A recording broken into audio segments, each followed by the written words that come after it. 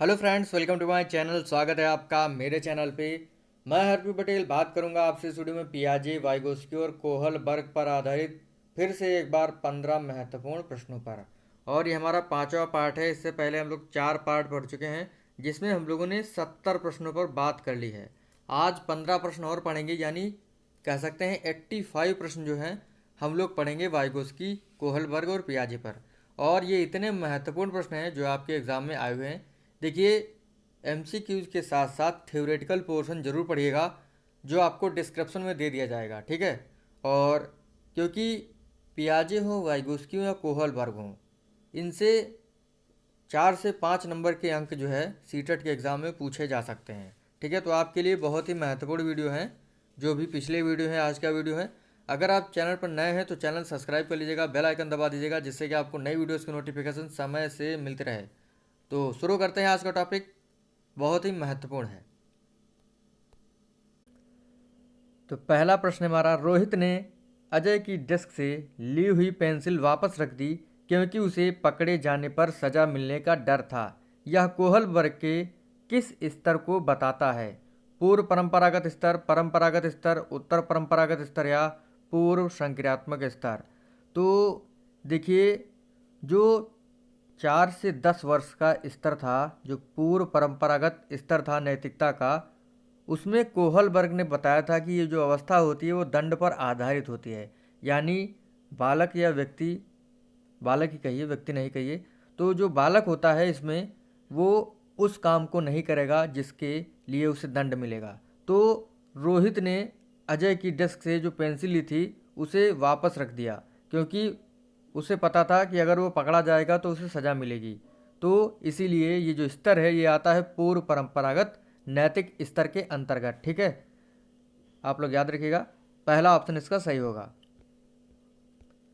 अगला प्रश्न है, पियाजे के संज्ञानात्मक विकास के सिद्धांत के अनुसार समविष्टि से समविष्टिकरण से तात्पर्य है पूर्ववर्ती विद्यमान बौद्धिक संरचनाओं तथा वातावरणीय मांग, चिंतन के नए तरीकों का समावेश तथा पूर्ववर्ती विद्यमान बौद्धिक संरचनाओं में सुधार करते हुए व्यवहार करना, पूर्व ज्ञान तथा नवीन ज्ञान के बीच साम्यावस्था होना, प्रत्यक्ष आत्माओं में सुधार करते हुए व्यवहार।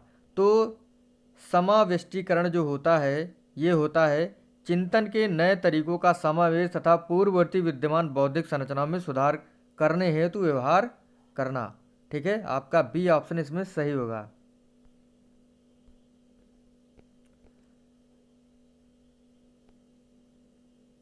अगला प्रश्न है, पियाजे के संज्ञानात्मक विकास के सिद्धांत की मूर्त संक्रियात्मक अवस्था निम्न योग्यता द्वारा लक्षित नहीं होती है। यानी जो मूर्त संक्रियात्मक अवस्था है उनमें कौन सा गुण दिए गए ऑप्शन में नहीं होता है, यानी कौन सा लक्षण नहीं पाया जाता है? विचारों की विलोमिता पाई जाती है, मानसिक द्वंद्व, संरक्षण और क्रमबद्धता व पूर्ण अंश प्रत्ययों का प्रयोग। तो इन ऑप्शनों में आपका मानसिक द्वंद्व जो है ये मूर्त संक्रियात्मक अवस्था में नहीं होता है। संरक्षण, क्रमबद्धता व पूर्ण अंश प्रत्ययों का प्रयोग करना ये होता है, ठीक है। तो आपका बी ऑप्शन इसमें भी सही होगा। देखिए, ऐसे प्रश्न हैं, जैसे कि मैंने आपको बताया है, हम लोग जो है ये पांचवा पार्ट पढ़ रहे हैं। इससे पहले हम लोग 70 प्रश्न पढ़ चुके हैं। ये ऐसे प्रश्न हैं जो पिछले एग्ज़ाम में आए हुए हैं और आपके एग्ज़ाम में आ सकते हैं। थ्योरेटिकल पोर्शन को अच्छे से पढ़िएगा, तभी आप सीटेट में अच्छे नंबर गेन कर पाएंगे सीडीपी में, ठीक है। तो वीडियो को अच्छे से देखिए, अगर एक बार नहीं समझ में आता है तो दोबारा देखिए, नोट्स बनाकर पढ़िए, ठीक है। आगे बढ़ते हैं। अगला प्रश्न है, कोहलबर्ग के नैतिक विकास के सिद्धांत तथा उसकी विभिन्न स्तरों के अनुसार निम्न में से कौन सा सोपान उसके द्वारा प्रतिपादित नहीं है? आत्म केंद्रित निर्णय, परस्पर एकरूप अभिमुखता, वैयक्तिकता व विनिमय अभिमुखता, सामाजिक अनुबंध, विधि सम्मत अभिमुखता। तो आपका सी ऑप्शन जो है वैयक्तिकता व विनिमय अभिमुखता, ये जो है कोहलबर्ग ने प्रतिपादित नहीं किया हुआ है, ठीक है। सी ऑप्शन जो है इसमें सही होगा। अगला प्रश्न है, पियाजे के संज्ञानात्मक विकास के 4 चरणों में कौन सी अवस्था नहीं है? इंद्रिय गामक अवस्था यानी इंद्रिय जनित गामक अवस्था जो जन्म से 2 वर्ष की अवस्था होती है, शामिल है। पूर्व संक्रियात्मक अवस्था जो 2 से 7 वर्ष की होती है, शामिल होती है। उत्तर संक्रियात्मक अवस्था नहीं है। अमूर्त संक्रियात्मक अवस्था होती है आपकी 11 वर्ष से अधिक, या कह सकते हैं औपचारिक संक्रियात्मक अवस्था। उत्तर संक्रियात्मक अवस्था की जगह पे होता है मूर्त संक्रियात्मक अवस्था, जो होती है 7 से 11 वर्ष की। इसीलिए आपका सी ऑप्शन जो है इसमें सही होगा। ठीक है, तो आप समझ गए होंगे कि 4 चरणों में कौन शामिल नहीं है, उत्तर संक्रियात्मक अवस्था। ठीक है, आगे बढ़ते हैं।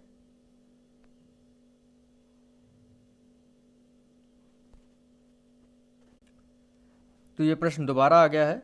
कोहलबर्ग के नैतिक विकास के सिद्धांत तथा उसकी विभिन्न स्तरों के अनुसार निम्न में से कौन सा सोपान उसके द्वारा प्रतिपादित नहीं है? तो वैयक्तिकता व विनिमय अभिमुखता, ये जो है कोहलबर्ग ने प्रतिपादित नहीं किया था। नैतिकता का सिद्धांत किसने दिया था? कोहलबर्ग ने। और नैतिकता के इन्होंने 3 स्तर बताए थे। ठीक है, कौन कौन से? पूर्व परंपरागत स्तर, परंपरागत स्तर और पश्च परंपरागत स्तर। ठीक है, इस चीज़ को आप लोग ध्यान रखिएगा। आगे बढ़ते हैं। कोहलबर्ग के अनुसार वह स्तर जिसमें बालक की नैतिकता दंड के भय से नियंत्रित होती है कहलाती है पूर्व नैतिक अवस्था, परंपरागत नैतिक स्तर, आत्म स्वीकृत नैतिक अवस्था, नैतिकता स्तर। तो ये होती है पूर्व नैतिक अवस्था जो होती है। ठीक है, उसमें जो है भय से नियंत्रित होती है ये अवस्था। नैतिकता जो है वो दंड के भय से नियंत्रित होती है। आपका पहला ऑप्शन इसमें सही होगा। अगला प्रश्न है, निम्नलिखित में से कोहलबर्ग के नैतिक विकास के चरणों का लक्षण है? सभी संस्कृतियों से संबद्ध चरणों की सार्वभौम श्रृंखला, विभिन्न चरण एक गैर पदानुक्रम रूप में आगे की ओर बढ़ते हैं, चरणों का परिवर्तनशील अनुक्रम, विभिन्न चरण अलग अलग प्रत्युत्तर हैं ना कि सामान्य प्रतिमान। तो इसका ऑप्शन आपका पहला से होगा, सभी संस्कृतियों से संबद्ध चरणों की सार्वभौम श्रृंखला है। ठीक है, ये जो है कोहलबर्ग के नैतिक विकास के चरणों के लक्षण हैं। आपका पहला ऑप्शन जो है इसमें सही होगा।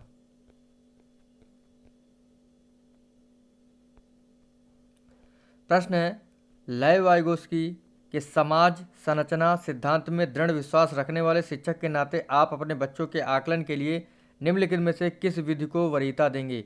तो सहयोगी प्रोजेक्ट को जो है आप वरीयता देंगे।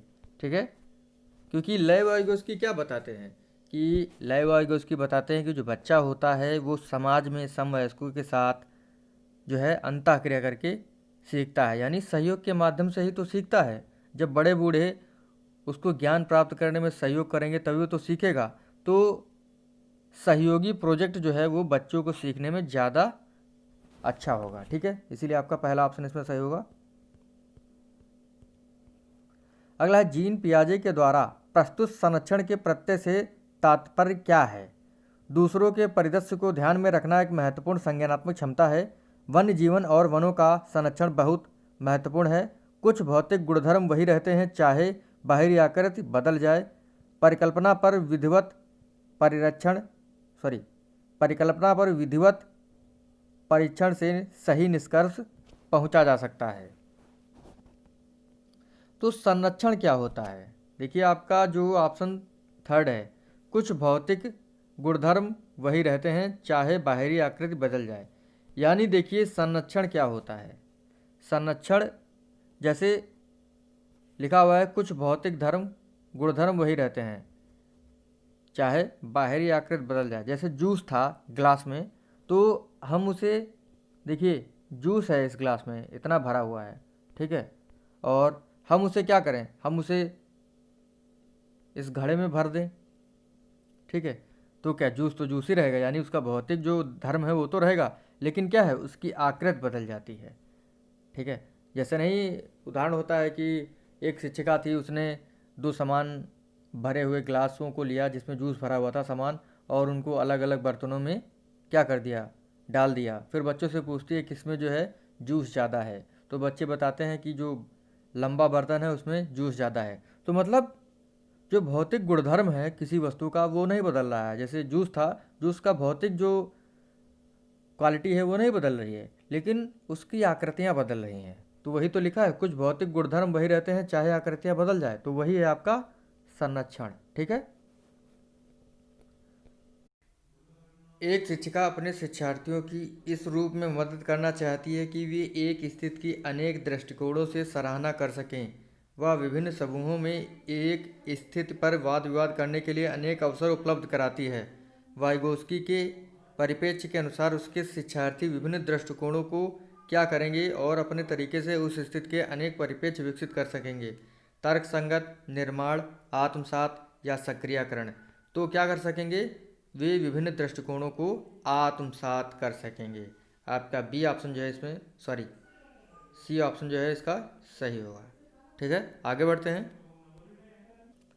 बढ़ते हैं। सीता ने हाथ से दाल और चावल खाना सीख लिया। जब उसे दाल और चावल दिए जाते हैं वह दाल चावल मिलाकर खाने लगती है। उसे दाल चावल खाने को अपने सीमा में दाल चावल खाने पर क्या कर लिया है, अनुकूलित कर लिया है। ठीक है, सी ऑप्शन आपका सही होगा। पियाजे तथा वाइगोस्की के अनुसार एक रचनात्मक कक्षा कक्ष में अधिगम शिक्षक द्वारा लिखवाया जाता है तथा विद्यार्थी निष्क्रिय प्राप्तकर्ता होते हैं। उद्दीपक और अनुक्रिया के जोड़ से होता है। शिक्षक द्वारा पूर्णवर्ण किया जाना है। शिक्षार्थियों द्वारा स्वयं सृजित किया जाता है जो एक सक्रिय भूमिका निभाते हैं।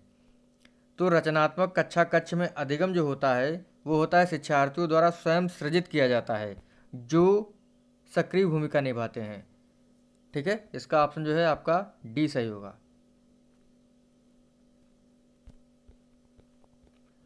अगला प्रश्न है, पियाजे कहाँ के निवासी थे? तो स्विट्जरलैंड के पियाजे निवासी थे। सी ऑप्शन इसका सही होगा। अंतिम प्रश्न हमारे इस वीडियो का, निम्नलिखित में से कौन सा निहितार्थ पियाजे के संज्ञानात्मक विकास के सिद्धांत से नहीं निकाला जा सकता? बच्चे की अधिनात्मक तत्परता के प्रति संवेदनशीलता, व्यक्तिक भेदों की स्वीकृत खोजपूर्ण अधिगम या शाब्दिक शिक्षण की आवश्यकता।